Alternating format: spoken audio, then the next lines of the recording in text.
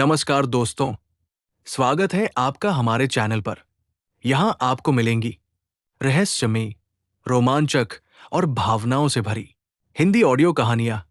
तो आंखें बंद कीजिए, मन को कहानी के साथ बहने दीजिए और चलिए शुरू करते हैं आज की कहानी। डिस्क्लेमर: ये कहानी पूरी तरह काल्पनिक है। इसमें दिखाए गए सभी पात्र, स्थान, घटनाएं और शक्तियां लेखक की कल्पना पर आधारित है। किसी भी वास्तविक व्यक्ति, धर्म, समुदाय या घटना से इसका कोई संबंध नहीं है। यदि किसी नाम या घटना की समानता वास्तविक जीवन से हो, तो उसे मात्र संयोग समझा जाए।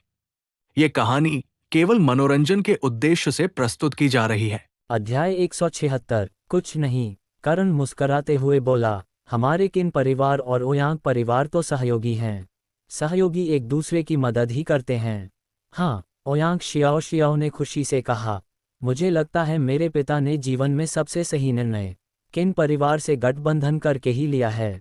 करण हंस पड़ा। और हमारे किन परिवार के लिए भी ओयांग परिवार से गठबंधन एक सौभाग्य ही है। फिर उसने गंभीर स्वर में कहा, अब मैं चलता हूँ। किन परिवार में अभी बहुत से काम मेरा इंतजार कर रहे हैं। ठीक है, ओयांग शियाओ ने सिर हिलाया। जाओ, मैं छोड़ने नहीं आऊंगी। करण के जाते हुए कदमों को देखते हुए ओयांग शियाओ कुछ देर तक वहीं खड़ी रही। जब वह सबसे अधिक टूट चुकी थी, जब उसे कोई सहारा नहीं दिख रहा था, तभी करण ने उसके पिता को बचाया और पूरे ओयांग परिवार को संभाल लिया। इतनी मूल्यवान औषधियाँ, और बदले में किन परिवार ने कुछ भी नहीं मांगा। यह उपकार वह जीवन भर नहीं भूल सकती थी। योजक चिन्ह योजक चिन्ह योजक चिन्ह। नगर शासक भवन लौटते ही करण सीधे अपने कक्ष में चला गया। परिवार के शेष काम उसके पिता संभाल लेंगे। उसके लिए अभी सबसे जरूरी था अपनी साधना और हाल ही में बनाए गए अपने गुप्त संगठन को मजबूत करना। आसन पर बैठकर करण ने आज की साधना शुरू की। आज वह चौथे स्तर की साधना औषधि आजमाने वाला था। अब तक उत्कृष्ट गुणवत्ता वाली साधना औषधियाँ उसकी गति के लिए पर्याप्त नहीं थीं। जैसे जैसे स्तर बढ़ता है, आवश्यक शक्ति भी कई गुना बढ़ जाती है। अगर इसी रफ्तार से चला तो एक ही स्तर में सालों लग सकते थे। यह उसे स्वीकार नहीं था। उसके मन में अब भी वह रहस्यमय, डरावनी शक्ति गूंजती रहती थी, जो शांत थी, लेकिन उसी शांति में सबसे बड़ा खतरा छिपा था। और उसे अपने गुरु का बदला लेना था। उन दुर्लभ औषधियों को ढूंढना था जो उनके घाव भर सकें। इन सब के लिए शक्ति चाहिए, बहुत शक्ति। करण ने दांत भींचे और चौथे स्तर की शुद्ध साधना औषधि निगल ली। अगले ही पल उसके भीतर ऊर्जा समुद्र की लहरों की तरह उफन पड़ी। शरीर फूलते हुए गुब्बारे जैसा हो गया। आह! करण दर्द से कराह उठा। सीने पर जोर से प्रहार किया और मुंह से खून के साथ वह औषधि बाहर निकल आई। उसी समय दरवाजा जोर से खुला। एक आकृति भीतर आई। फर्श पर बिखरे खून को देखकर उसका चेहरा बदल गया। करण, क्या तुम ठीक हो? करण ने सिर उठाया। गुरु नील की चिंतित आंखें देखकर उसके मन में हल्की गर्माहट फैल गई। ठीक हूँ, अब बेहतर है, करण ने कहा। गुरु नील ने खून में पड़ी औषधि उठाए, उसे ध्यान से देखा और सिहर उठे। करण, ये तो चौथे स्तर की साधना औषधि है।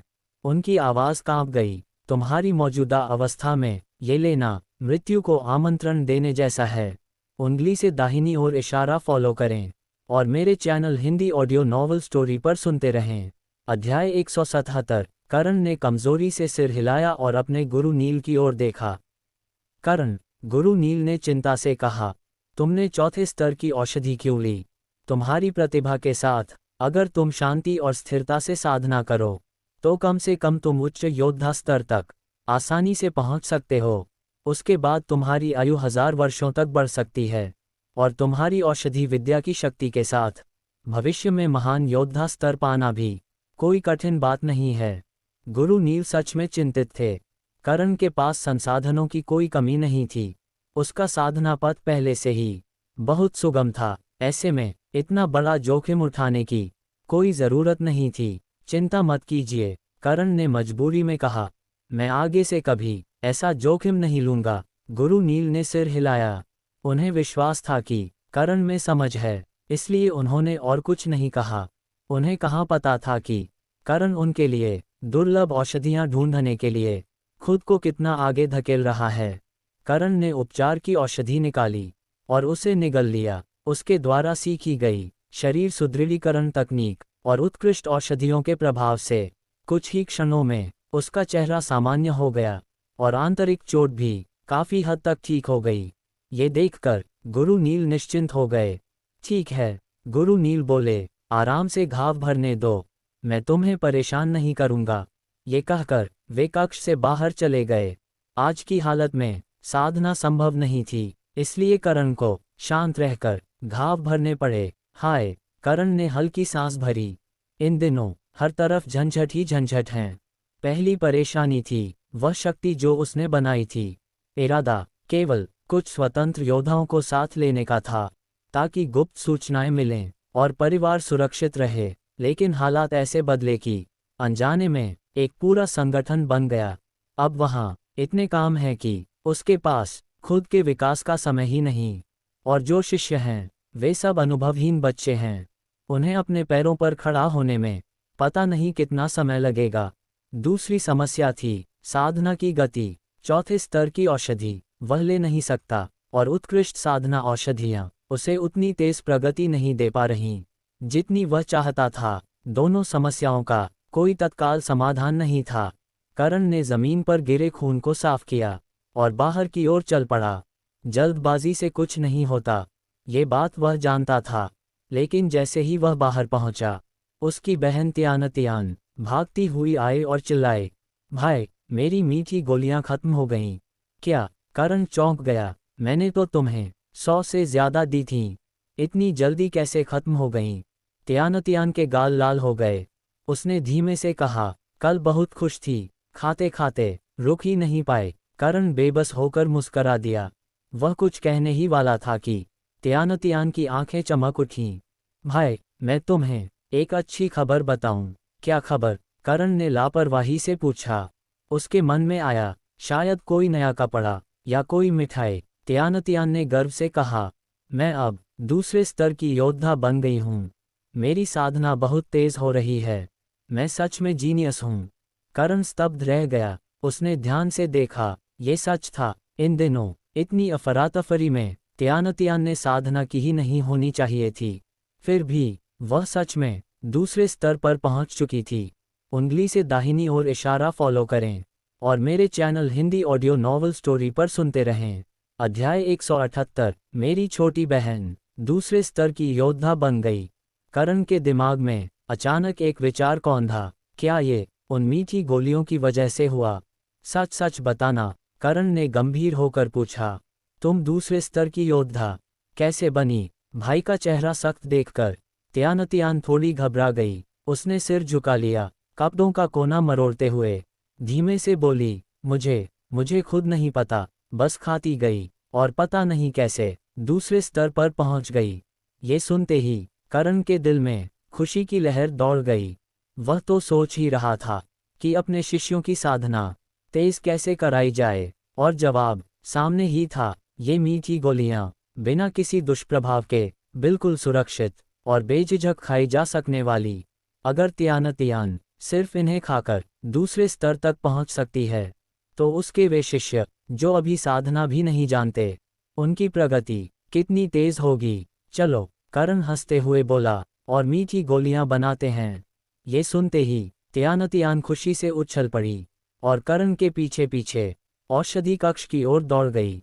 औषधि कक्ष में करण ने उसके लिए 100 उत्कृष्ट मीठी गोलियां तैयार कीं।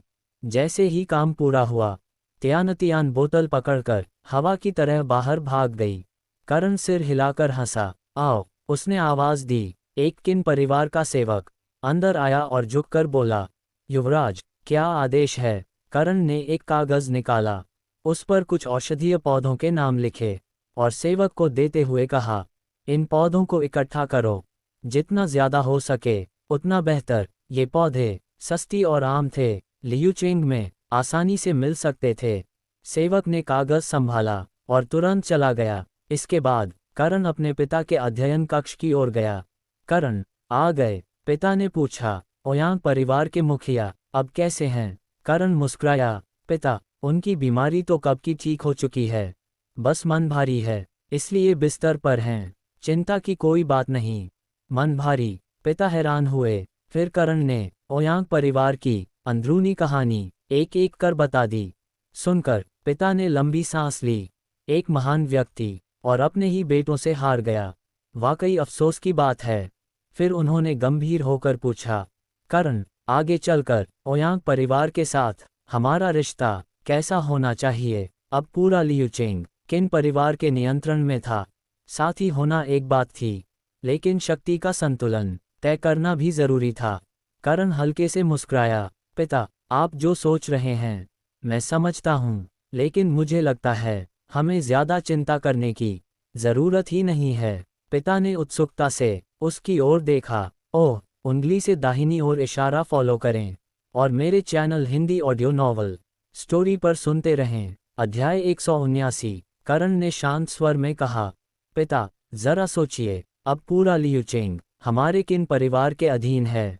ये बात कितनों को जलन से भर देगी। अगर हमारे परिवार में कई महायोद्धा होते तो शायद कोई बुरी नज़र डालने की हिम्मत भी नहीं करता, लेकिन अभी किन परिवार में सिर्फ आप ही महायोद्धा हैं। ऐसे में अगर हमारी प्रतिष्ठा जरा भी कमजोर हुई तो छोटे मोटे लोग जरूर सिर उठाएंगे। इस समय ओयांग परिवार का हमारे साथ होना हमारे लिए बहुत जरूरी है।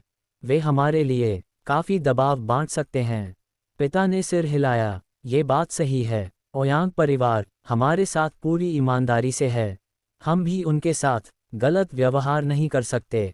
फिर पिता ने गंभीर होकर जोड़ा, मैं ओयांग परिवार के मुखिया पर पूरा भरोसा करता हूँ, लेकिन अगर कोई और उनकी जगह बैठा तो उस दिन मैं ये गठबंधन तोड़ने में जरा भी नहीं हिचकूंगा। करण मुस्कुराया। पिता, उसकी चिंता अभी मत कीजिए। यह मत भूलिए कि हमारा किन परिवार ओयांग परिवार से कहीं तेजी से बढ़ रहा है।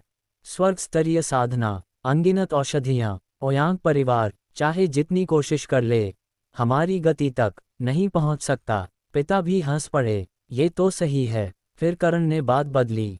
पिता, अब हमें औषधि विद्या सीखने के लिए कुछ लोगों को चुनना होगा। गुरु नील अकेले ही सारी साधारण औषधियां बनाएं, ये ठीक नहीं। यह उनका समय और क्षमता दोनों की बर्बादी है। पिता ने तुरंत सहमति दी। हाँ, सीमा परिवार की वजह से पिछले कुछ दिन बेकार चले गए। अब समय आ गया है कि लोगों को औषधि विद्या सिखाने की व्यवस्था की जाए। इसी समय दरवाजे के बाहर से आवाज आई, पितामह, मास्टर वांग आए हैं। पिता तुरंत उठ खड़े हुए। करण भी साथ चला। मास्टर वांग। दोनों ने अभिवादन किया। मास्टर वांग का चेहरा कुछ असहज था। पितामह किन? करण, आइए भीतर चलिए। पिता उन्हें बैठक में ले गए। बैठने के बाद पिता ने कहा, पिछली बार आपने जो सूचना दी थी उसके लिए धन्यवाद। मैं ठीक से आभार जता नहीं पाया। मास्टर वांग ने हल्की खांसी ली। इस बार मैं एक और खबर लाया हूँ।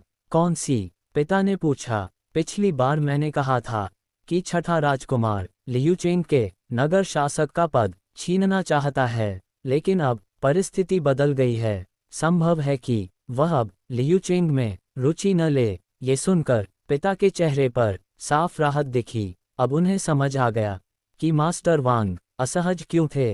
ये जानकर अच्छा लगा। मैं इसी बात को लेकर चिंतित था। लेकिन पिता ने सवाल किया, छठे राजकुमार ने अचानक पीछे हटने का फैसला क्यों किया? मास्टर वांग ने कहा, ये भी अजीब ही है। एक मार्शल आत्मा स्तर का महाशक्ति योद्धा, द्वितीय श्रेणी, बादल लौह खदान पर नजर गड़ाए बैठा है। उसने छठे राजकुमार से सीधी टक्कर लेकर वह खदान अपने कब्जे में ले ली। ये सुनते ही पिता चौंक गए। मार्शल आत्मा स्तर का योद्धा, ऐसा अस्तित्व जो चाह ले तो एक पूरे परिवार को पल भर में मिटा दे। अगर ऐसा व्यक्ति किन परिवार से नाराज हो गया तो परिणाम सोचकर ही रूह कांप उठती है। उंगली से दाहिनी ओर इशारा फॉलो करें और मेरे channel Hindi audio novel story पर सुनते रहें। अध्याय 180। भाग्य का पलड़ा। सीमा परिवार योद्धा आत्माओं के हाथों पूरी तरह नष्ट हो गया, और उसी समय खनिज शिराएं भी योद्धा आत्माओं द्वारा लूट ली गईं। इतना बड़ा संयोग हो ही नहीं सकता। क्या ये तुम ठीक कह रहे हो? मास्टर वांग ने दृढ़ स्वर में कहा। सीमा परिवार को नष्ट करने वाला और खनिज शिराएं छीनने वाला एक ही योद्धा आत्मा है। करण के पिता ने धीरे से सिर हिलाया। उनकी आंखों में आभार था। इस महान योद्धा ने मेरे करण परिवार पर बहुत बड़ा उपकार किया है। उन्होंने भावुक स्वर में कहा। सीमा परिवार का अंत भी और खनिज शिराओं का अधिग्रहण भी अनजाने में हमारे लिए वरदान बन गया। जो कहना था मैं कह चुका। मास्टर वांग खड़े होते हुए बोले, मुझे अभी राजकीय कार्यों में लौटना है, क्यों न भोजन करके जाएं? करण के पिता ने आदरपूर्वक कहा। व्यंजन पहले से तैयार हैं। मास्टर वांग ने हाथ हिलाया और बिना रुके कक्ष से बाहर चले गए। उनके जाते ही करण के पिता ने आकाश की ओर देखा और जोर से हंस पड़े। हा, ईश्वर ने आखिरकार मेरी सुन ली। अब पूरा लियू नगर पूरी तरह मेरे करण परिवार का है। नगर शासक का पद खोकर फिर से पाना ये सुख शब्दों से परे था। करण अपने पिता का हर्षित चेहरा देखकर मन ही मन खुश हो उठा। पिछले जीवन में अपने पिता को संतुष्ट और गर्वित देखना उसका सपना था और आज वह सपना साकार हो चुका था। इस जीवन में करण ने मन ही मन प्रतिज्ञा की, मैं पिता को सर्वोच्च शिखर पर बैठाऊंगा और करण परिवार को संपूर्ण महाद्वीप का सबसे समृद्ध परिवार बनाऊंगा। अगली सुबह करण नगर शासक भवन से निकलकर अपने संप्रदाय की ओर चला गया। उस दिन संप्रदाय की स्थापना जल्दबाजी में हुई थी। अभी बहुत कुछ बाकी था। अब जब करण परिवार सुरक्षित था तो उसका ध्यान पूरी तरह संप्रदाय के विकास पर था। इस संप्रदाय से उसे बहुत बड़ी उम्मीदें थीं। देह रूपांतरण औषधि लेकर करण संप्रदाय के मुख्य भवन में पहुंचा। रास्ते में शिष्य उसे देखकर सम्मान से झुकते गए। गुरु नमस्कार गुरु। करण हल्के से सिर हिलाकर उत्तर देता गया। यांगशु कहाँ है? उसने भवन में पहुंचते ही पूछा। गुरु, एक शिष्य ने उत्तर दिया। वरिष्ठ यांग शिष्यों को अभ्यास सिखा रहे हैं। वे अभ्यास मैदान में होंगे। करण सिर हिलाकर उधर चल पड़ा। सभी अभ्यासों में नींव सबसे जरूरी है। यांगशु गंभीरता से कह रहा था। नींव मजबूत होगी तभी दूर तक जाओगे। करण दूर से ये सुनकर चुपचाप संतुष्ट हुआ। ये शब्द उसी ने सिखाए थे और यांगशु उन्हें जैसे का तैसा दोहरा रहा था। गुरु, अचानक यांगशु की नजर पड़ी। वह प्रसन्न होकर बोला, अच्छा सिखा रहे हो। करण मुस्कुराया, मैं संतुष्ट हूँ। फिर उसने कहा, सभी शिष्यों को इकट्ठा करो, मुझे एक घोषणा करनी है। थोड़ी ही देर में सभी शिष्य अभ्यास मैदान में इकट्ठा हो गए। गुरु को नमन, सबने एक स्वर में कहा।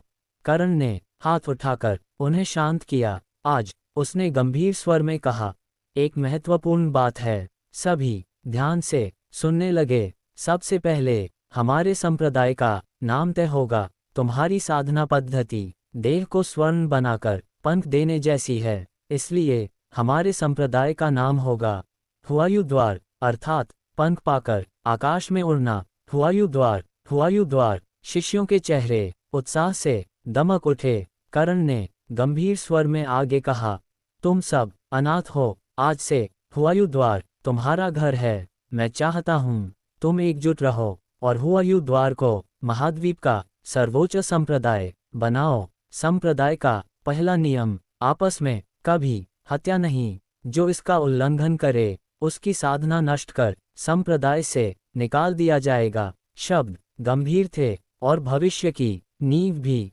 उंगली से दाहिनी ओर इशारा फॉलो करें और मेरे channel Hindi audio novel story पर सुनते रहें। अध्याय 181 हुआयू द्वार की नींव। गुरु के आदेश का पालन करेंगे। यांगशु ने सबसे पहले सिर झुकाया।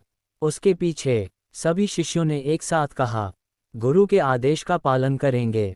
करण ने आगे कहा, दूसरा नियम, संप्रदाय से जुड़ी कोई भी जानकारी बाहर नहीं जाएगी। जो इसका उल्लंघन करेगा उसे सीधे मार दिया जाएगा। हाँ, सभी शिष्यों की आवाज एक साथ गूंजी। करण ने सिर हिलाया। ठीक है, उसने कहा, सबसे जरूरी बातें यहीं समाप्त होती हैं। इन्हें हमेशा याद रखना। अब मैं तुम्हें साधना का मार्ग समझाता हूँ। शिष्यों के चेहरे पूरी तरह गंभीर थे। कर्ण समझ गया, दोनों नियम उनके मन में गहरे उतर चुके हैं। साधना का मार्ग, कर्ण ने कहना शुरू किया, नींव से शुरू होता है। जो कोई छोटे रास्तों की लालच में भागेगा, वह अंत में दुखद साधना पथ पर जाएगा। इसे कभी मत भूलना। फिर उसका स्वर और स्पष्ट हो गया। योद्धा मार्ग 2 भागों में बंटा होता है। पहला, अभ्यास पद्धति। दूसरा, युद्ध कौशल। अभ्यास पद्धति कुल 11 स्तरों में विभाजित है। देह संस्कार, योद्धा, उच्च योद्धा, महान योद्धा। इसके बाद योद्धा गुरु, योद्धा आत्मा, योद्धा सम्राट श्रेष्ठ, योद्धा पूज्य, योद्धा संत, और अंत में योद्धा सम्राट देव। देह संस्कार से लेकर महान योद्धा तक सिर्फ शरीर को मजबूत किया जाता है। सच्चा योद्धा मार्ग योद्धा गुरु से शुरू होता है। योद्धा गुरु स्तर पर शरीर से ऊर्जा बाहर निकलती है, आयु 100 वर्षों तक बढ़ जाती है। और योद्धा आत्मा स्तर पर आत्मा रूप धारण कर लेती है। ये स्तर अत्यंत रहस्यमय होता है। इस स्तर पर आयु 1000 वर्षों तक पहुंच सकती है। उससे आगे के स्तर मैं तुम्हें तब समझाऊंगा जब तुम योद्धा आत्मा तक पहुंच जाओगे। कर्ण ने ये जानबूझकर कहा। वह शिष्यों के भीतर आग जलाना चाहता था, और सचमुच सभी शिष्यों की आंखों में उत्साह चमक उठा, मानो योद्धा मार्ग बस एक कदम दूर हो। कर्ण मुस्कुराया, युद्ध कौशल भी उतना ही जरूरी है।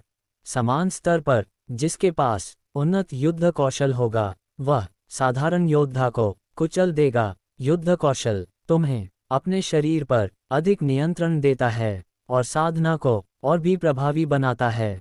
इसलिए इसे कभी हल्के में मत लेना।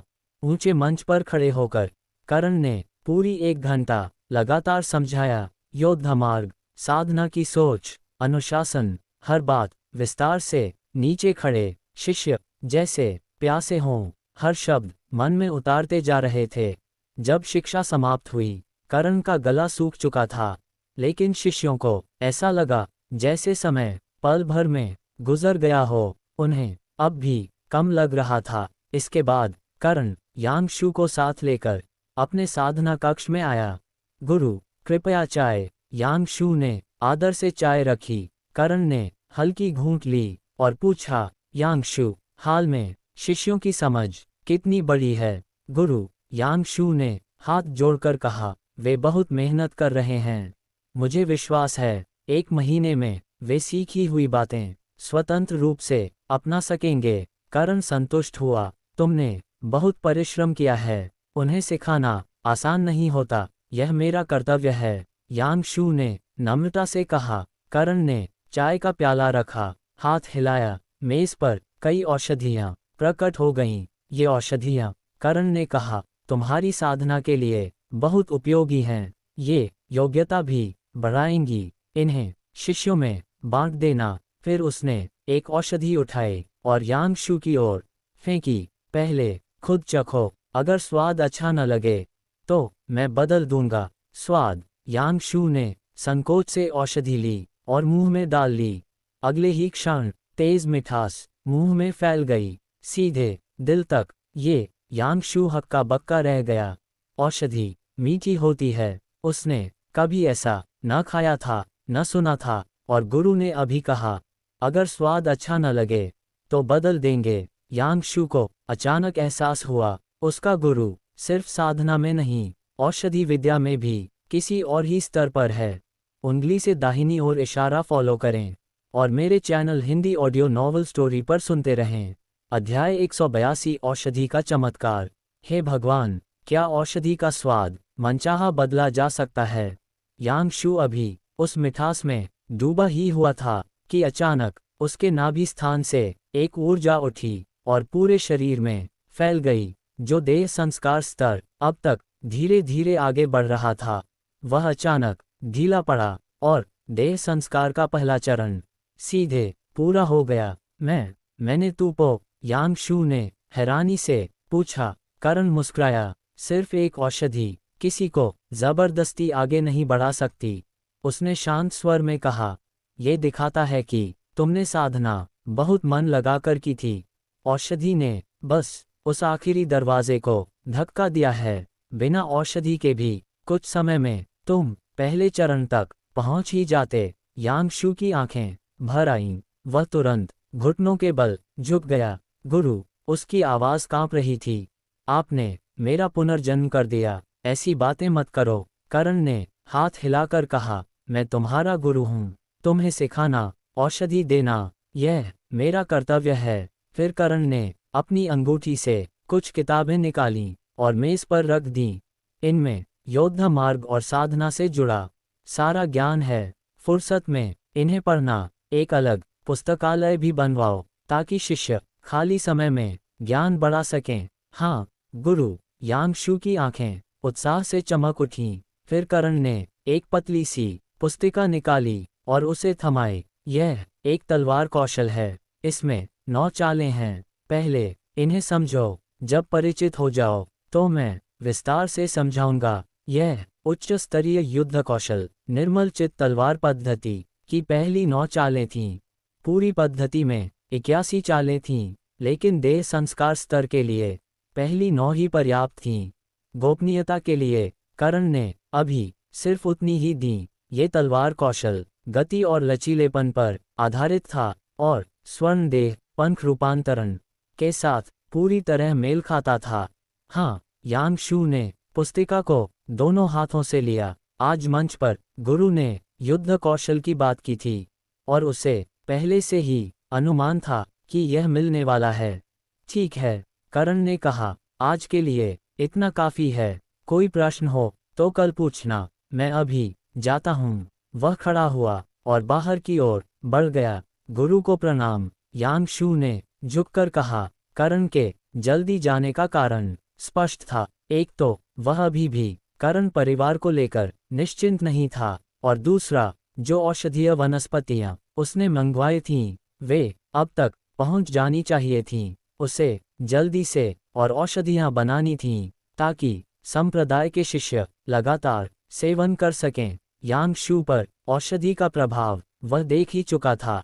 अगर यही औषधि शिष्यों को नियमित मिले तो उनकी साधना धीरे धीरे जरूर तेज हो जाएगी। लियू नगर पहुंचते ही करण ने काला चोगा उतारा, रूप परिवर्तन औषधि का प्रभाव हटाया और अपने असली रूप में करण परिवार की ओर बढ़ गया। नमस्कार युवा स्वामी करण। सड़क पर नगर रक्षक और योद्धा सम्मान से झुकते जा रहे थे। करण मुस्कुराकर सिर हिलाता गया। ये नगर रक्षक पूरी तरह करण परिवार द्वारा नए सिरे से चुने गए थे। अधिकतर पुराने करण परिवार के सेवक थे। सीमा परिवार के हमले के समय जो भागे थे उन्हें पूरी तरह हटा दिया गया। अब नगर रक्षक पूरी तरह करण परिवार के वफादार थे। नगर को धीरे धीरे फिर से फलते फूलते देख करण ने संतोष से सिर हिलाया। लियू नगर आखिरकार स्थिर हो चुका था। अब वह बड़े कदम उठा सकता था। पूरा नगर करण परिवार के नियंत्रण में था। कोई भी अजनबी शक्ति पहले ही नजर में आ जाती। कुछ समय बाद पूरा लियू नगर स्वयं करण परिवार को स्वीकार कर लेगा और तब ये नियंत्रण पूरी तरह अटल हो जाएगा। उंगली से दाहिनी ओर इशारा फॉलो करें और मेरे channel Hindi audio novel story पर सुनते रहें। अध्याय 183 औषधि शिष्य का चयन। करण नगर शासक भवन में दाखिल हुआ। पूरा भवन आज कुछ अलग ही चहल पहल में था। चारों ओर भोज की तैयारियां चल रही थीं। लगता था पिता ने आज ही लियू नगर के छोटे बड़े परिवारों को आमंत्रित किया है। युवा स्वामी करण, एक सेवक तेजी से आया। आपने जिन औषधीय वनस्पतियों की व्यवस्था करने को कहा था, वे सब औषधि कक्ष में तैयार रखी हैं। औषधि कक्ष में विशेष स्थान था जहां वनस्पतियां ताज़ा रखी जाती थीं। करण ने सिर हिलाया। मेहनत के लिए धन्यवाद, ये तो हमारा सौभाग्य है, सेवक ने आदर से कहा। करण मुस्कुराया और सीधे औषधि कक्ष की ओर बढ़ गया। अंदर से कड़ी डांट की आवाज आ रही थी। इतनी बार समझाया है। गुरु नील भौहें ताने बोले, फिर भी इन 2 औषधीय वनस्पतियों का अंतर नहीं समझ पा रहे। करण ने भीतर झांका। गुरु नील 2 वनस्पतियां हाथ में लिए कुछ युवाओं को समझा रहे थे। उन युवाओं में अधिकतर करण परिवार के सेवकों के पुत्र थे।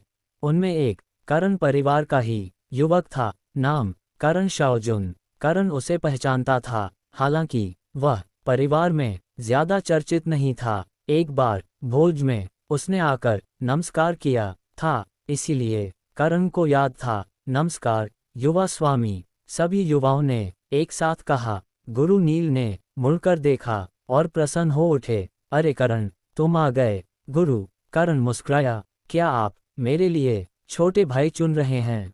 गुरु नील ने हंसते हुए सिर खुजलाया। हाँ, उन्होंने कहा, लेकिन ये सब बहुत धीरे सीखते हैं, अभी शिष्य बनने के लिए काफी कच्चे हैं। करण ने हल्की सी खांसी ली, कुछ असहज हो गया। उसे अपना पिछला जीवन याद आ गया, जब वह खुद पहली बार औषधीय वनस्पतियां पहचानना सीख रहा था। तो गुरु नील उसे भी इसी तरह डांटते थे। अगर उस समय उसके भीतर औषधि विद्या के लिए असली लगाव न होता तो वह कभी आगे न बढ़ पाता। करण ने सोचते हुए कहा, गुरु, औषधि विद्या में प्रतिभा दूसरी बात है, सबसे जरूरी लगाव है। लगाव। गुरु नील ठिठक गए। अगर यह बात कोई और कहता तो वे ध्यान भी न देते, लेकिन यह करण कह रहा था, जिसकी औषधि विद्या उन्हें भी पीछे छोड़ चुकी थी। करण आगे बढ़ा और 3 युवाओं की ओर इशारा किया। करण शाओजुन और उसके पास खड़े 2 अन्य युवक, ये तीनों, करण ने शांत स्वर में कहा, औषधि गुरु बनने के योग्य हैं। मुझे विश्वास है ये तीनों आगे चलकर कुछ न कुछ जरूर करेंगे। गुरु नील चौंक गए। सिर्फ इन्हें? उन्होंने संदेह से पूछा, तुमने इनकी जांच भी नहीं की? फिर कैसे तय किया? करण मुस्कुराया। गुरु, उसने कहा, आपने प्रतिभा की जांच पहले ही कर ली है। इन तीनों में एक समान बात है, इनका औषधीय वनस्पतियों के प्रति भाव। ये उन्हें सिर्फ साधन नहीं, बल्कि जीवित चीज की तरह देखते हैं। जो औषधि विद्या से दिल से प्रेम करता है, वही सच्चा औषधि गुरु बन सकता है। बाकी लोग, करण का स्वर थोड़ा कठोर हुआ, वे औषधि गुरु की प्रतिष्ठा, सत्ता और लाभ से आकर्षित हैं। उन्हें औषधि विद्या से कोई प्रेम नहीं। ये चयन करण परिवार के भविष्य से सीधा जुड़ा था, इसलिए करण ने एक शब्द भी नर्म नहीं रखा। और अगर वे औषधि विद्या के मार्ग पर न चल पाए तो भी योद्धा मार्ग उनके लिए खुला था। बिना रुचि के जबरदस्ती औषधि सीखना उनका समय और जीवन दोनों बर्बाद करता। गुरु नील तीनों युवाओं को ध्यान से देखते रहे और पहली बार उनकी आंखों में संतोष की झलक उभरी। शायद हुआयू द्वार के लिए पहले औषधि शिष्य आज ही चुन लिए गए थे। उंगली से दाहिनी ओर इशारा फॉलो करें और मेरे channel Hindi audio novel story पर सुनते रहें। अध्याय 184 औषधि की अग्नि, शिष्य का जन्म। गुरु नील ने सिर हिलाया और गंभीर स्वर में घोषणा की, मूल्यांकन के बाद तुम तीनों चयनित हो। जब तक तुम औषधि विद्या में प्रवेश करोगे, मैं तुम्हें औपचारिक रूप से अपना नामांकित शिष्य स्वीकार करूंगा। ये सुनते ही बाकी युवक मायूस हो गए, पर वे जानते थे महान औषधि गुरु का निर्णय अंतिम होता है। निराशा के साथ वे धीरे धीरे बाहर चले गए। जाते जाते उनके मन में एक ही बात घूम रही थी। गुरु नील के मन में करण का स्थान सामान्य शिष्य जैसा नहीं है। वह शिष्य भी लगता है, मित्र भी, और कहीं न कहीं गुरु जैसा भी। यह विचार इतना अजीब था कि वे स्वयं ही हंस पड़े और उसे मन से झटक दिया। युवा स्वामी करण, धन्यवाद। चयनित तीनों युवक भाव विह्वल होकर बोले। करण ने हाथ हिलाकर कहा, मुझे धन्यवाद देने की जरूरत नहीं, मैंने बस तथ्यों के अनुसार निर्णय लिया है। फिर उसने उन्हें प्रोत्साहित करते हुए कहा, औषधि विद्या सीखने में धीमापन या औषधियों का व्यय डर की बात नहीं है। डर इस बात का होना चाहिए कि कहीं हृदय में प्रेम न हो।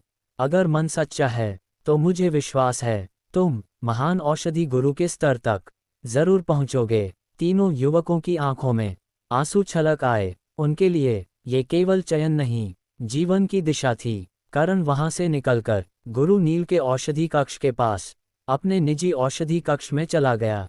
पिता ने जानबूझकर करण और गुरु नील के कक्ष, अभ्यास स्थल और औषधि कक्ष पास पास बनवाए थे, ताकि ज्ञान का आदान प्रदान सदैव बना रहे। अपने औषधि कक्ष में प्रवेश करते ही करण ने चारों ओर देखा। औषधीय वनस्पतियां घनी पंक्तियों में सजी थीं। उनसे मंद सुगंध फैल रही थी। करण ने गहरी सांस ली। अब जेली गोलियों का निर्माण शुरू होना था। ये औषधि साधारण नहीं थी। बहन करुणा अकेली ही दिन में 50 गोलियां खा लेती थी, और अब पूरा एक संप्रदाय था जिसे इन औषधियों की आवश्यकता थी। सोचकर ही करण को थकान महसूस हुई, लेकिन वे सभी शिष्य रक्त रंजित अतीत से आए थे। हर एक के भीतर अद्भुत जिद और परिश्रम था। यह देखकर करण का मन द्रवित हो उठा। जब शिष्य सब कुछ झोंक रहे हैं, तो गुरु पीछे कैसे हट सकता है? एक लंबी सांस लेकर करण ने औषधि विद्या प्रारंभ की। औषधि देह जागृत बैंगनी अग्नि शून्य में प्रकट हुई। एक एक कर औषधीय वनस्पतियां हवा में नाचती हुई उस अग्नि में घुलने लगीं। वे तरल बनी, फिर टकराईं और करण के मंत्रों के नियंत्रण में 9 रेखीय पूर्ण गोलियों में ढल गईं। करण ने हाथ हिलाया। पहले से तैयार जैड की शीशियां हवा में तैर आईं। गोलियां एक एक कर उनमें भरती चली गईं। समय बीतता गया। वनस्पतियां कम होती गईं, शीशियां खाली होती गईं। अंत में करण ने कुछ शीशियां अलग रखीं, बाकी गोलियां सीधे मेज पर रख दीं। पूरी मेज 9 रेखीय पूर्ण गोलियों से भर गई। अंततः हो गया। एक गहरी सांस के साथ करण जमीन पर लेट गया। अब हिलने की भी इच्छा नहीं थी। करण, तुम अंदर हो? बाहर से गुरु नील की आवाज आई। हाँ, सीधे अंदर आ जाए, करण ने जवाब दिया। किर्र, दरवाजा खुला। गुरु नील तेज कदमों से भीतर आए। वे चिंतित थे। कल की घटना के बाद डर था कि करण फिर हद से ज्यादा औषधि निर्माण न कर बैठे। लेकिन जैसे ही उनकी दृष्टि मेज पर पड़ी, उनका चेहरा अचानक बदल गया। पूरा मेज पूर्ण औषधियों से भरा था।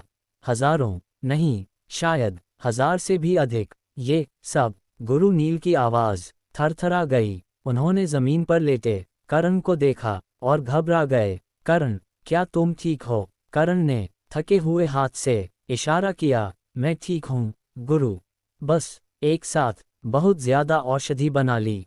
थोड़ा थक गया हूँ। गुरु नील मौन हो गए। उनकी आंखों में गर्व, विस्मय और चिंता सब एक साथ थे, और उनके मन में एक ही विचार गूंज रहा था। यह बालक कहाँ तक जाएगा? उंगली से दाहिनी ओर इशारा। कहानी जारी रहेगी। फॉलो करें और सुनते रहें। Hindi audio novel story headphone. अध्याय 185। 10,000 पूर्ण गोलियां। एक साथ बहुत ज्यादा गोलियां। गुरु नील ने अविश्वास से पूछा, आखिर तुमने कितनी गोलियां बनाई हैं? करण ने जम्हाई लेते हुए कहा, 10,000 से ज्यादा। 10,000 से ज्यादा। गुरु नील एक पल के लिए जड़ हो गए। एक दिन में 10,000 से अधिक गोलियां, और वो भी सभी पूर्ण गुणवत्ता की। गुरु नील को लगा मानो संसार ही बदल गया हो। मेज पर रखी गोलियां, जमीन पर बिखरी जैड की शीशियां, सब कुछ देखकर वे लंबे समय तक कुछ बोल ही नहीं पाए। वे स्वयं औषधि राजा थे। दुनिया देखी थी, लेकिन आज उन्हें पहली बार महसूस हुआ, मेरे सारे अनुभव इस बालक के सामने कुछ भी नहीं। अपने चरम समय में वु वान की शक्ति और औषधि राजा की क्षमता के साथ भी वे दिन भर बिना रुके मुश्किल से 500 गोलियां बना पाते थे। और करण, मार्शल आर्ट्स का स्तर अभी इतना ऊंचा भी नहीं। फिर भी 10,000 से अधिक पूर्ण गोलियां। अगर भविष्य में करण वु वान के स्तर पर पहुंच गया, तो एक दिन में कितनी गोलियां बनाएगा? 1 लाख, 2 लाख। ये सोचकर ही गुरु नील के रोंगटे खड़े हो गए। थोड़ा आराम करने के बाद करण बेहतर महसूस करने लगा और बैठकर गोलियां समेटने लगा। गोलियों को ऐसे खुला मत छोड़ो, वह बोला। ज्यादा देर तक बाहर रहीं तो औषधीय प्रभाव घट जाता है। फिर उसने गुरु नील की ओर देखा। गुरु, आपके पास और जैड की शीशियां हैं, मेरे पास कम पड़ गई हैं। कम पड़ गई हैं। गुरु नील ने जमीन पर पड़ी अनगिनत शीशियों को देखा और अविश्वास से पूछा, क्या ये सारी शीशियां भर चुकी हैं? करण ने सिर हिलाया। हाँ। सेवक ने उम्मीद से कहीं ज्यादा औषधीय वनस्पतियां तैयार कर दी थीं। गुरु नील ने अपने स्पेस रिंग से और शीशियां निकालीं। एक शीशी उठाकर उन्होंने ढक्कन खोला। अंदर पूरा भरा हुआ, एकदम किनारे तक, 9 रेखीय पूर्ण गोली। फिर उन्होंने चारों ओर देखा। जमीन, मेज, हर जगह वही दृश्य। गुरु नील पूरी तरह निःशब्द हो गए। अंततः वे भी चुपचाप करण की मदद करने लगे। गोलियां भरने में ये सब अभी अभी बनाई हैं? उन्होंने धीरे से पूछा। करण ने सिर हिलाया। हाँ, सच कहूं तो काफी थक गया हूं। ये सुनकर गुरु नील के मन में उथल पुथल मच गई। कोई आश्चर्य नहीं कि इसकी औषधि विद्या इतनी भयानक है। 10,000 गोलियां एक ही सत्र में, ऐसा व्यक्ति कमजोर कैसे हो सकता है? अचानक गुरु नील के मन में एक विचार आया और वे रुक गए। करण, उन्होंने संकोच से पूछा, अगर मैं भी तुम्हारी तरह लगातार बड़ी मात्रा में औषधि निर्माण करूं, तो क्या मेरी औषधि विद्या और बढ़ेगी? नहीं, करण का उत्तर बिल्कुल स्पष्ट था। नहीं। गुरु नील चौंक गए। ऐसा क्यों? करण कुछ पल सोचकर बोला, औषधि विद्या में सबसे महत्वपूर्ण है हृदय। अगर केवल संख्या बढ़ाने के लिए औषधि बनाओगे तो तुम एक कुशल कारीगर बनोगे, पर कभी महान गुरु नहीं। केवल वही औषधि विद्या का सच्चा अर्थ समझ सकता है, जो औषधियों से प्रेम करता है, उन्हें समझता है और दिल से इस कला को चाहता है। गुरु नील गहरी सोच में डूब गए। उन्हें अचानक समझ आया, वे अब तक एक गलत दिशा में सोच रहे थे। करण की शक्ति केवल अभ्यास से नहीं, बल्कि उसके हृदय से आती है, औषधि के प्रति उसके प्रेम से, और यही कारण था कि वह इस स्तर तक पहुंच पाया। गुरु नील ने धीरे से सांस ली। आज उन्हें भी एक नया पाठ मिल गया था। फायर अगले अध्याय में क्या औषधि विद्या से आगे करण कोई और चाल चलेगा, और उसकी शक्ति की असली सीमा कब सामने आएगी? उंगली से दाहिनी ओर इशारा, जुड़े रहिए। Hindi audio novel story headphone. अध्याय 186, इरादे की असली परिभाषा। तो फिर जिसे तुम इरादा कहते हो वह असल में होता क्या है? गुरु नील ने फिर पूछा। औषधि विद्या का मार्ग इतना गहरा और सूक्ष्म था कि इस उम्र और अनुभव के बाद भी उन्हें हर बात साफ साफ समझनी थी। करण ने मेज से एक गोली उठाए, उसे हथेली पर रखकर ध्यान से देखा और गंभीर स्वर में बोला, जब तक कोई व्यक्ति औषधि में डूब नहीं जाता, तब तक वह औषधि के भीतर छिपे सत्य को नहीं समझ सकता। जिस दिन तुम्हें यह महसूस हो कि औषधि बनाना उबाऊ नहीं है, बल्कि एक आनंद है, उसी दिन समझ लेना कि तुमने इरादे को छू लिया है। उससे पहले भले ही तुम जबरदस्ती खुद को औषधि से प्रेम करना सिखाओ, कोई लाभ नहीं होगा। औषधि से प्रेम और औषधि निर्माण की प्रक्रिया का आनंद। गुरु नील गोली को हाथ में लिए गहरी सोच में डूब गए। वे याद करने लगे, जब वे औषधि बनाते थे तो उनका ध्यान हमेशा और बेहतर औषधि पर होता था, ना कि स्वयं औषधि पर। औषधि निर्माण शुरुआत में नया और रोमांचक लगता है, लेकिन समय के साथ वही प्रक्रिया नीरस और थकाने वाली बन जाती है। सच कहें तो औषधि से सच्चा प्रेम करना आसान नहीं है। चलो, आखिरकार पैकिंग पूरी हुई। करण ने जम्हाई लेते हुए कहा, लगता है आगे से और ज्यादा जैद की शीशियां तैयार रखनी होंगी। गुरु नील हंस पड़े। जिस औषधिकार की गोलियां शीशी से बाहर गिरने लगें, वह शायद पूरी दुनिया में सिर्फ तुम ही हो, करण। करण ने नाक छूकर हल्की सी शर्मिंदगी दिखाई। उसे क्या पता था कि सेवक इतनी बड़ी मात्रा में औषधीय वनस्पतियां तैयार कर देगा। ठीक है, गुरु नील ने आस्तीन झाड़ते हुए कहा, अब मैं चलता हूँ। आज तुमने बहुत मेहनत की है, जल्दी आराम करो। करण ने गुरु नील को बाहर तक छोड़ा, फिर सारी गोलियां अपने स्पेस रिंग में रखीं और आज की साधना में डूब गया। अगली सुबह कपूर परिवार के सिटी लॉर्ड निवास की सभा कक्ष में सुबह सुबह ही गहमागहमी थी। परिवार प्रमुख एक बुजुर्ग ने मुस्कराते हुए कहा, कल के भोज से हमें काफी उपहार राशि मिली है। करण के पिता ने मेज पर रखी लेखा पुस्तिका खोली। जैसे जैसे वे पढ़ते गए, उनकी मुस्कान बढ़ती चली गई। अंत में वे जोर से हंस पड़े। हा, ये छोटे परिवार काफी समझदार निकले, उपहार भी दिल खोलकर दिए हैं। लेकिन वे रुके। लगता है 2 छोटे परिवार भोज में आए ही नहीं। ये सुनते ही उस क्षेत्र का प्रभारी बुजुर्ग खड़ा हुआ। परिवार प्रमुख, वही दो परिवार हैं जो हमारे कपूर परिवार को गंभीरता से नहीं लेते। उनका मानना है कि हम सिर्फ किस्मत के बल पर ऊपर आए हैं। धड़ाम, करण के पिता ने मेज पर जोर से हाथ मारा और खड़े हो गए। इस समय भी जो हमारे परिवार की हैसियत न माने, वह सच में अंधा है। ऐसे परिवार आज तक कैसे जिंदा हैं? यही आश्चर्य है। पिताजी, इतना गुस्सा क्यों? इसी समय मुस्कराते हुए करण सभा कक्ष में दाखिल हुआ।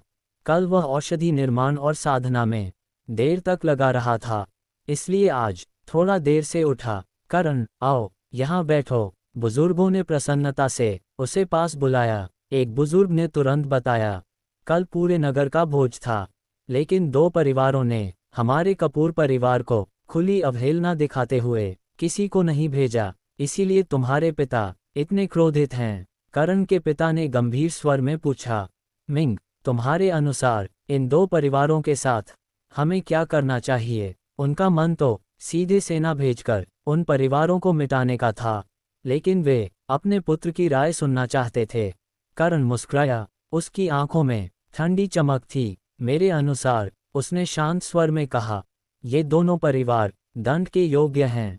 फायर अगले अध्याय में करण क्या कदम उठाएगा? क्या ये दंड सिर्फ चेतावनी होगा या उदाहरण? उंगली से दाहिनी ओर इशारा जानने के लिए जुड़े रहिए। Hindi audio novel story headphone. अध्याय 187 अधिपति का तरीका। ओह, करण के पिता ने शांत स्वर में कहा, तो तुम्हारे अनुसार वे सच में मरने लायक हैं? ये सुनते ही सभा कक्ष में मौजूद सभी बुजुर्ग एक साथ बोल पड़े।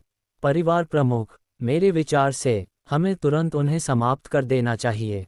उन दोनों छोटे परिवारों को पूरी तरह मिटा देना चाहिए, ताकि हमारे परिवार की प्रतिष्ठा बनी रहे। मैं भी यही कहता हूँ। हमारे परिवार ने आज का ये स्थान कितनी कठिनाइयों से पाया है। इन दो छोटे परिवारों को बख्शा नहीं जा सकता। बिल्कुल सही। अगर आज हमने इन दोनों को नहीं रोका, तो कल और परिवार इन्हीं की नकल करेंगे। सभा कक्ष में आवाजें गूंज उठीं। तो फिर देर किस बात की? करण के पिता ने आक्रामक ढंग से हाथ लहराया। अभी आदेश दो, दोनों परिवारों को खत्म कर दो। पिताजी, इसी समय करण खड़ा हुआ और बोला, सिर्फ दो छोटे परिवारों को मिटाने के लिए क्या हमारे परिवार को खुद हाथ गंदे करने की जरूरत है? करण के पिता ने संदेह से करण को देखा। बाकी बुजुर्ग भी एक साथ शांत हो गए। सभी की निगाहें अब करण पर टिक गईं। करण हल्के से मुस्कुराया और बोला, अब हमारा परिवार इस क्षेत्र का निर्विवाद अधिपति बन चुका है, और जब कोई अधिपति बनता है तो उसमें रौब भी होना चाहिए, और तरीका भी। अगर हर छोटी बात हम खुद ही करेंगे, तो फिर अधिपति बनने का अर्थ ही क्या रह जाएगा? मेरे विचार से जो छोटे परिवार हमारी शरण में आए हैं, उन्हीं से यह काम करवाया जाए। इससे वे अपनी निष्ठा साबित करेंगे, और साथ ही उन्हें हमारे परिवार की बड़ी नाव पर चढ़ने का अवसर मिलेगा। इससे बाकी सभी परिवारों पर अदृश्य दबाव बनेगा, और हमारी दयालुता भी दिखाई देगी। आखिरकार ये काम हमने नहीं किया होगा, बल्कि उन्हीं छोटे परिवारों ने किया होगा। तब कोई भी हमारे परिवार को निर्दयी नहीं कह पाएगा। सभा कक्ष में सन्नाटा छा गया। सभी लोग गंभीरता से सोचने लगे। कुछ क्षण बाद करण के पिता को यह विचार जितना सोचा उतना ही सही लगने लगा। बड़े परिवार भी यही तरीका अपनाते थे। खुद हाथ गंदे नहीं करते, दूसरों से काम करवाते थे। काम सफल हुआ तो लाभ उनका, और अगर बिगड़ा तो नुकसान किसी और का। करण के पिता ने खुशी से ताली बजाई। ये तरीका अद्भुत है। सच में एक साथ 4 वार करता है। निष्ठा की परीक्षा, दहशत की चेतावनी, दबदबे का प्रदर्शन, और दयालुता का दिखावा। कमाल है, वाकई कमाल। एक बुजुर्ग ने भी सिर हिलाते हुए कहा, बिल्कुल सही। कुछ परिवार ऊपर ऊपर से हमारी शरण में आए हैं, लेकिन भीतर क्या सोचते हैं कौन जानता है। इस तरह सच्चे और नकली दोनों साफ हो जाएंगे। करण के पिता ने जिज्ञासा से पूछा, करण, इतना गहरा उपाय तुम्हारे मन में कैसे आया? ऊपर से ये तरीका सरल लगता था, लेकिन भीतर कई परतें छिपी थीं। एक साधारण युवक का इतना दूर तक सोचना आसान नहीं था। करण ने थोड़े संकोच के साथ कहा, ये सब गुरु नील की शिक्षाओं का परिणाम है। उन्होंने असंख्य परिवारों का उदय और पतन देखा है। उनके अनुभवों से मुझे परिवार के मामलों की समझ मिली। करण के पिता और सभी बुजुर्गों ने सहमति में सिर हिलाया। गुरु नील जैसे व्यक्ति का अनुभव वाकई समुद्र जितना गहरा था। करण के पिता ने गंभीर स्वर में कहा, गुरु नील से लगातार सीखते रहना। वे तुम्हें ये सब सिखा रहे हैं। इसका अर्थ है उन्हें तुमसे बहुत उम्मीदें हैं। उन्हें निराश मत करना। हम लोग अब धीरे धीरे पीछे हटेंगे। भविष्य तुम जैसे युवाओं का है। एक दिन पूरा परिवार तुम्हें सौंप दिया जाएगा। करण ने आदर से हाथ जोड़कर कहा, हाँ पिताजी, मैं गुरु नील से पूरी लगन से सीखूंगा। लेकिन मुझे विश्वास है आप अभी नए स्तर पर पहुंचे हैं। आगे और भी ऊंचाइयां आपका इंतजार कर रही हैं। आपके रहते हमारा परिवार लंबे समय तक अडिग रहेगा। इसलिए मैं निश्चिंत होकर अपने मार्ग पर चल सकता हूँ। सभा कक्ष में कुछ पल का मौन छा गया। एक ऐसा मौन जो आने वाले नए युग की आहट था। अधिपति का खेल अब सिर्फ शक्ति का नहीं बल्कि दिमाग का भी बन चुका था। उंगली से दाहिनी ओर इशारा फॉलो करें और मेरे channel Hindi audio novel story पर सुनते रहें। अध्याय 188 चेन्यांग की ओर कदम। हाहा। सभा कक्ष में सभी एक साथ हंस पड़े। करण के पिता ने हाथ हिलाते हुए कहा, मैं अपनी क्षमता जानता हूँ। बहुत ऊंचे स्तर की बात तो दूर है, मुझे तो ये भी भरोसा नहीं कि मैं अगला स्तर पार कर पाऊंगा या नहीं। करण ने शांत लेकिन दृढ़ स्वर में कहा, हमारे परिवार के पास गुरु नील का सहारा है और मेरी औषधि विद्या सबके सामने है। मुझे पूरा विश्वास है कि सिर्फ आप ही नहीं, हमारे परिवार का हर एक व्यक्ति एक एक करके शक्तिशाली बनेगा। उस दिन हमारा परिवार सिर्फ लिu चेंग का नहीं बल्कि पूरे दाशा साम्राज्य का प्रथम परिवार होगा। करण का स्वर पूरे विश्वास से भरा था। वह औषधि विद्या में असाधारण था। जब ऐसा व्यक्ति पूरे परिवार को सहारा दे तो इस भूमि पर शीर्ष तक पहुंचना असंभव नहीं रहता। बुजुर्गों और करण के पिता के चेहरों पर खुशी साफ झलक रही थी।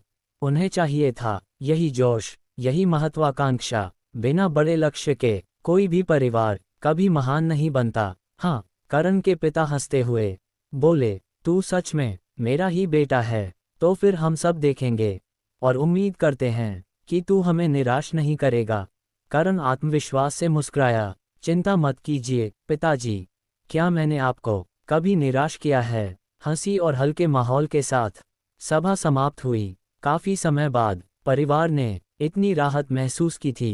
गुरु नील के आने के बाद एक संकट आए थे, लेकिन अब लिu चेंग का आधिपत्य पूरी तरह परिवार के हाथ में था। अब कोई भी उनकी नींव हिला नहीं सकता था। भैया, आप इतने खुश क्यों लग रहे हो?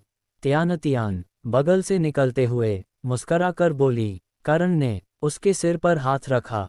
मेरी नन्ही बहन इतनी प्यारी है, इसी वजह से मैं खुश हूँ। झूठे। तियान ने मुंह फुलाया, लेकिन उसकी मुस्कान छिप नहीं पाई। आप अभी अभी बुजुर्गों से मिलकर आए हो, जरूर कोई अच्छी खबर है।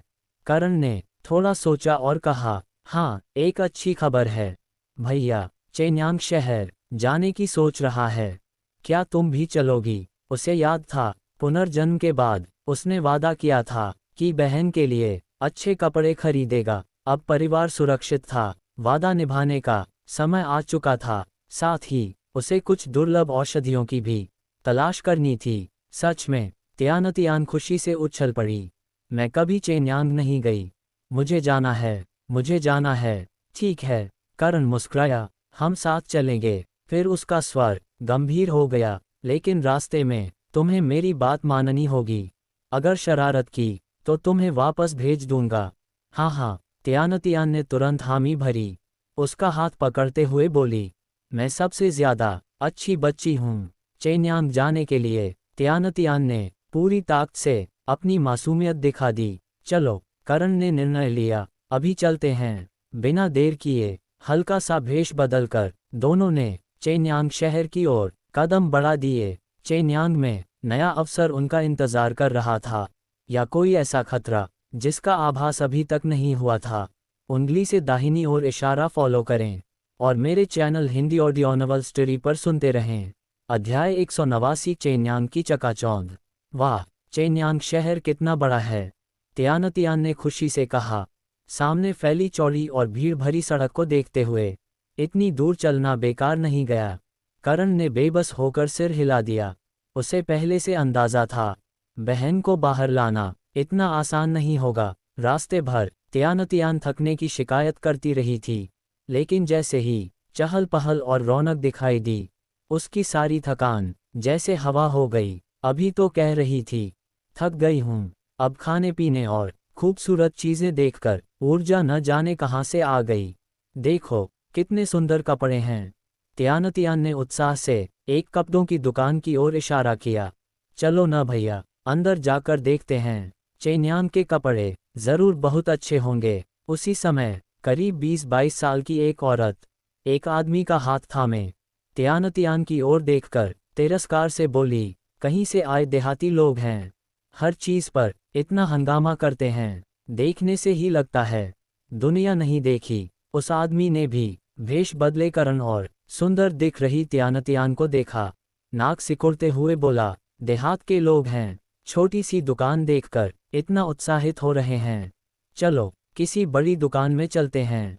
कहते हुए उसने एक बार फिर तियानतियान को लालच भरी नजर से देखा और आगे बढ़ गया। भैया, तियानतियान ने भौहें चढ़ाईं। ये दोनों कौन थे? बात करने की कोई तमीज ही नहीं। करण ने लापरवाही से हाथ हिलाया। ऐसा कचरा हर जगह मिल जाता है, उन पर गुस्सा करना अपना मूड खराब करना है।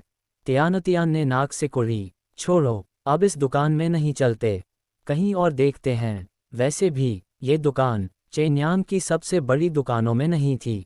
वह तो बस नई जगह देखकर उत्साहित हो गई थी। चलो, करण हंसा। भैया तुम्हें चेन्यांग की सबसे अच्छी दुकान से कपड़े दिलाएगा, उसके लिए धन का कोई अर्थ नहीं था। जब तक बहन खुश है, कितना भी खर्च हो जाए कोई फर्क नहीं। अगर पहचान छिपाने की मजबूरी न होती तो उसकी औषधियाँ पूरा चेन्यांग हिला सकती थीं। कुछ कपड़े क्या मायने रखते थे, मुझे पता था। तियानतियान खुशी से बोली, मेरा भाई दुनिया में सबसे अच्छा है। देखो, उसने एक और बड़ी दुकान की ओर इशारा किया। ये दुकान तो बहुत बड़ी है, और कपड़े भी कितने सारे हैं। करण ने नजर डाली और सिर हिलाया, हाँ, यही खरीदेंगे। दुकान के अंदर जाते ही तियानतियान रंग बिरंगे कपड़ों के बीच खुशी से घूमने लगी। करण ने चारों ओर देखा और मन ही मन सोचा, चेन्यांग वाकई ल्यूचेंग से कई गुना ज्यादा समृद्ध है।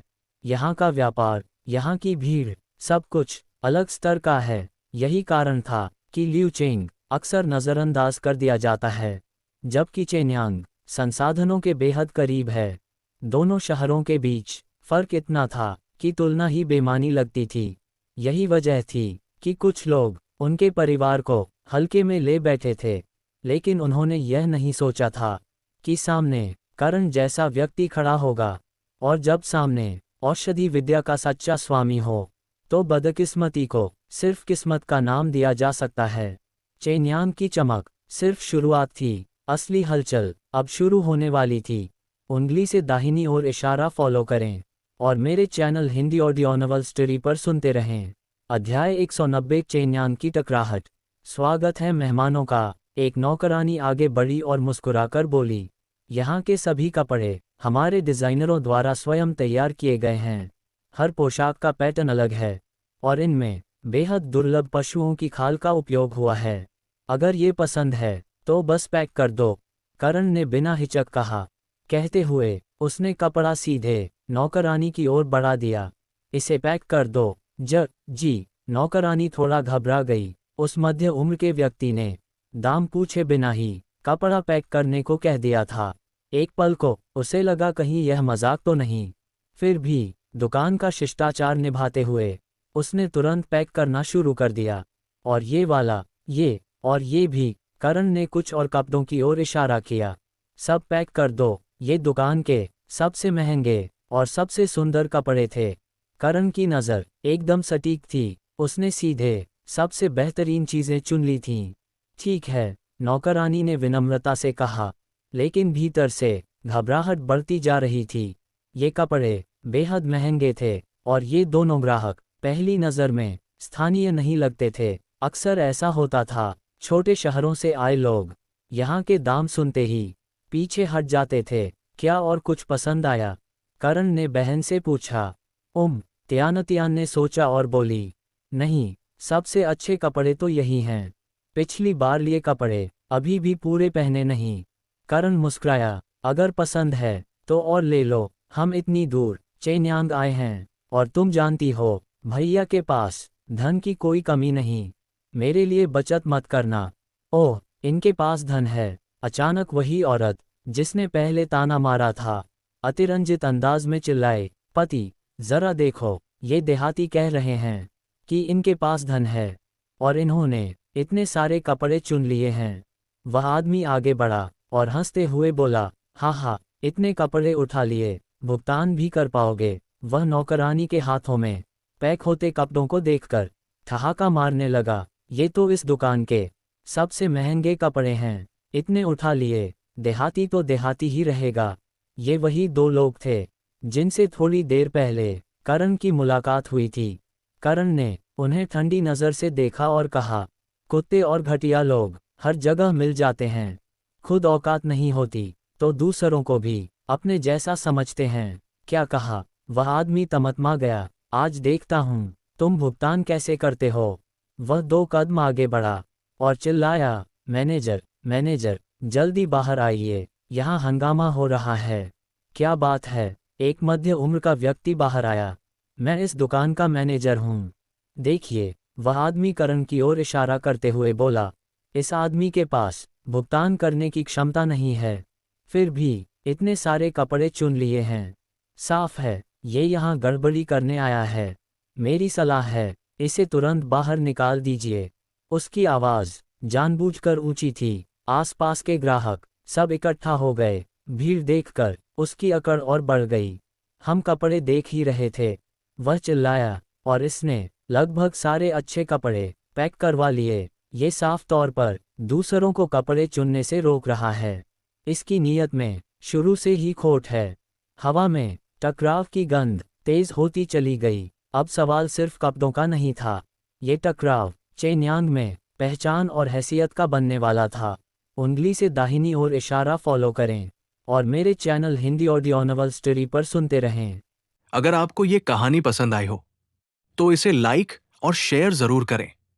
ऐसी ही और रोमांचक हिंदी ऑडियो कहानियों के लिए चैनल को सब्सक्राइब करना न भूलें। आपका समर्थन ही हमारी अगली कहानी की ताकत है। फिर मिलेंगे अगली कहानी के साथ।